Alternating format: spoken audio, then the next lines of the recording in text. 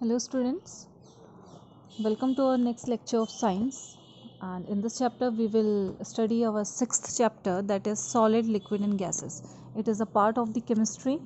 Okay, so simply solid, liquid and gases. Okay, now there are many things around us, है ना. As we know, हमारे around क्या है, बहुत सारी अलग अलग तरह की चीज़ें हैं, एंड इन सभी चीज़ों ने all these things occupy space, possess some mass and are of made up of matter.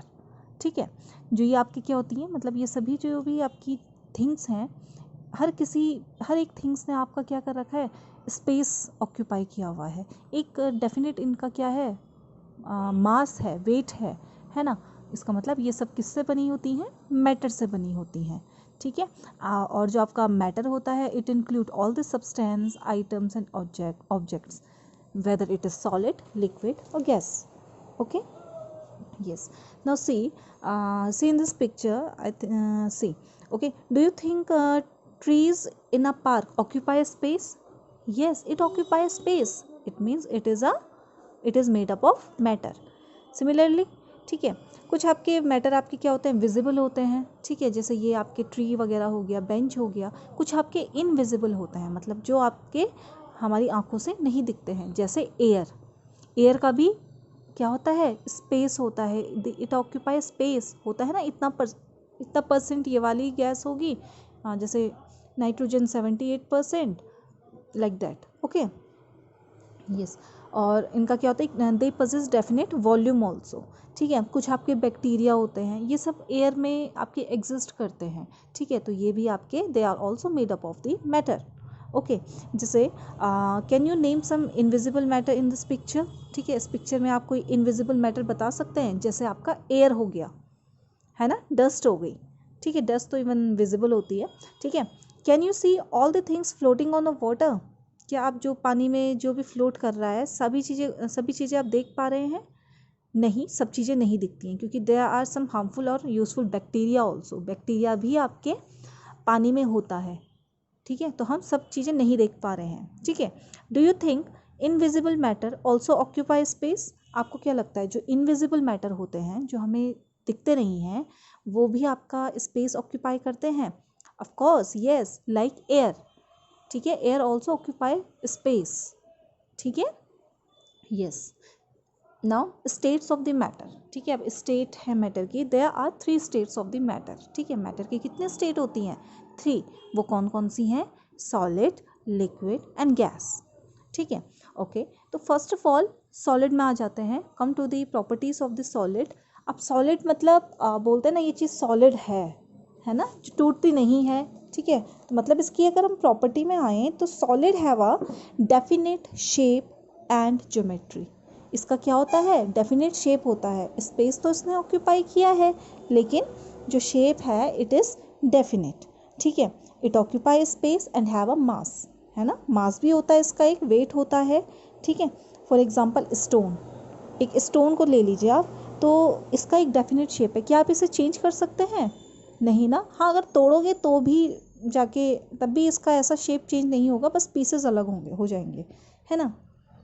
Similarly, ice, gate, chair, these all are what? Example of the solid. It means they have a definite shape that can be changed only by breaking or melting these solids. ये कैसे change कर सकते हैं अपना shape? जब हम उनको melt करेंगे या फिर break करेंगे, otherwise they will not. ठीक है, बाकी आप देख सकते हैं, a definite shape and size can also be observed in small solid. ठीक है, कुछ आपके स्मॉल सॉलिड्स होते हैं, जैसे क्रिस्टल ऑफ शुगर हो गया, ये सॉल्ट के क्रिस्टल हो गए, तो ये भी आपके सॉलिड की फॉर्म में होते हैं. ठीक है, okay. Then solid have a definite volume. ठीक है, इनका क्या होता है, डेफिनेट वॉल्यूम होता है. मतलब वॉल्यूम बोले तो एक तरह से amount of space they occupy, कितना इन्होंने स्पेस ऑक्यूपाई किया है, वो आपका वॉल्यूम हो जाता है. जैसे चेयर ने कितना एरिया आपका घेर रखा है, वो उसका वॉल्यूम है.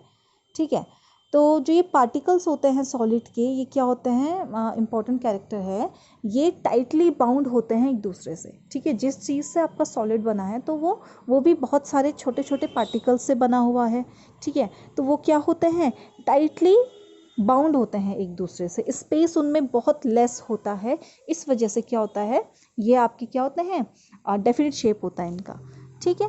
Okay, now second one is properties of liquid. अब आपने लिक्विड देखा है, लिक्विड मीन्स जो भी आपका वाटर होता है, वाटरी होता है, दैट इज लिक्विड, है ना, पानी। तो लिक्विड की प्रॉपर्टी क्या है, liquid have a definite volume, definite volume होता है, but do not have a definite shape, ठीक है। इसका कोई डेफिनेट शेप नहीं होता है, ठीक है। आपने 1 लीटर पानी लिया, ठीक है, आपको पता है 1 लीटर पानी है, हमें पता है ये क्या है, इसका डेफिनेट वॉल्यूम है, लेकिन क्या उस पानी का कोई फिक्स शेप होगा? अगर आप उसे ग्लास में डालेंगे तो ग्लास के शेप में आ जाएगा, उतना ही 1 लीटर पानी। अगर आप किसी उसे जार में डालते हैं तो जार में आ जाएगा, और जार का शेप तो कुछ और होगा। तो इससे क्या पता लगता है कि उनका जो शेप है वो क्या है, डेफिनेट नहीं है, ठीक है। ओके, लेकिन वॉल्यूम उनका डेफिनेट होता है, ठीक। लेकिन जो सॉलिड थे they have a definite volume also and shape also, and liquid में क्या होता है, they have definite volume and do not have liquid and do not have definite shape, ठीक है।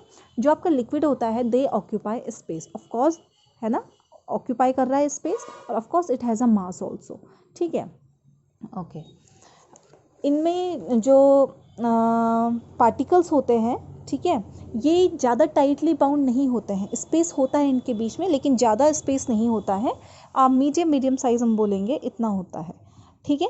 तो जो पार्टिकल्स होते हैं थोड़ा लूजली बाउंड होते हैं, हम बोल सकते हैं, ठीक है, एक दूसरे से दे लूजली बाउंड, ठीक है ना, और इतना बाउंड होते हैं कि वो फ्रीली मूव कर सके, इस वजह से ही इनका डेफिनेट शेप नहीं होता है। Okay, due to this liquid can flow from high level to low level. अब इसका रीज़न क्या है, जब भी हम पानी गिराते हैं या गिरता है तो आप हमेशा नोट करते होंगे अपर लेवल से, हाई लेवल से लो लेवल में ही आपका पानी जाता है, ठीक है। क्यों जाता है, क्योंकि जो मॉलिक्यूल्स हैं वो क्या हैं, लूजली बाउंड हैं, ठीक है ना, और फ्री हैं एक दूसरे से मूव करने के लिए, ठीक है। उनके बीच में जो स्पेस है वो क्या है, ज़्यादा स्पेस होता है as compare to solid. Solid में बहुत कम स्पेस होता है, लिक्विड में थोड़ा ज़्यादा हो जाता है, ठीक है। Okay, this is why the solid like salt and sugar when added into them disappear, ठीक है। यही रीज़न है, जब भी हम जैसे शुगर में पानी डालेंगे या पानी में शुगर डालेंगे या सॉल्ट ऐड करेंगे तो वो डिसअपेयर हो जाते हैं क्रिस्टल, है ना, वाटर बन जाता है पूरा। क्यों बन जाता है, इसी वजह से। किस वजह से, क्योंकि उनके बीच में जो स्पेस है वो बहुत कम होता है, मतलब स्पेस होता है, और उस स्पेस में वो जो क्रिस्टल्स होते हैं वो सेटल डाउन हो जाते हैं, ठीक है। Okay, now see some solid, देखिए जैसे कुछ सॉलिड होते हैं जैसे शुगर एंड सॉल्ट, ये क्या है, सोल्यूबल हैं वाटर में, है ना, दे आर सोल्यूबल, मतलब जो घुल जाते हैं, ठीक है। जो सॉलिड है, जो solid that dissolve in water, जो वाटर में डिजॉल्व होता है, ठीक है। जैसे शुगर और वाटर, शुगर और सॉल्ट, ये हमने वाटर में डिजॉल्व किया तो इनको हम क्या बोलते हैं, सॉल्यूट, ओके। और जो लिक्विड होता है, मतलब और जो लिक्विड जिसमें सॉलिड डिजॉल्व हो रहा है, जैसे पानी, पानी में शुगर वगैरह डिजॉल्व हो रहा है तो पानी आपका सॉल्वेंट हो जाएगा, ठीक है। क्या बोला मैंने, जो सोल्यूट है वो क्या होता है, वो सॉलिड होता है जैसे शुगर और सॉल्ट, ठीक है, जो डिज़ोल्व हो रहा है। और जो सॉल्वेंट है दैट इज़ वाटर, जिसमें कोई चीज़ डिज़ोल्व हो रही है, ठीक है। अब इन दोनों के मिक्सचर से ही सॉलिड प्लस सॉल्वेंट, इससे क्या बनता है, सोल्यूशन, ठीक है। तो यही सोल्यूशन होता है, बोलते हैं ना शुगर सोल्यूशन। शुगर को हमने डिज़ोल्व किया वाटर में, शुगर आपका सोल्यूट हो गया, वाटर आपका सॉल्वेंट हो गया, तो ये क्या बना आपका sugar solution, that is solution. Solute plus solvent is equal to solution, ठीक है। Okay, the substance that get dissolve in liquid disappear when mixed are called soluble in that liquid, ठीक है। सोल्यूबल सब्सटेंस क्या होते हैं, जो पानी में घुलने के बाद क्या हो जाता है, मतलब पूरी तरह से घुल जाते हैं, डिसअपेयर हो जाता है, तो वो आपका क्या हो जाएगा, सोल्यूबल हो जाएगा। जैसे सॉल्ट का सोल्यूशन हो गया, शुगर का सोल्यूशन हो गया। इसी तरह से कुछ आपके सब्सटेंस ऐसे होते हैं जिनको हम घोलते तो हैं पानी में लेकिन वो घुलते नहीं हैं, they does not dissolve, they are insoluble. Okay, उनको हम क्या बोलेंगे, इनसॉल्यूबल। जैसे अगर हम सॉल्ट एंड शुगर भी आपकी क्या है, इनसॉल्यूबल इन सॉलिड। ठीक है, अगर हम किसी सॉलिड में शुगर और इसको सॉल्ट को डिज़ोल्व करेंगे तो क्या वो डिज़ोल्व होगा, सॉलिड में नहीं होगा, तो यानी इनसॉल्यूबल है। या फिर आप देख लीजिए, पानी में अगर हमने मिट्टी घोलने की कोशिश की तो मिट्टी घुलेगी नहीं, तो वो क्या हो जाएगा, इनसॉल्यूबल। ठीक है, ओके।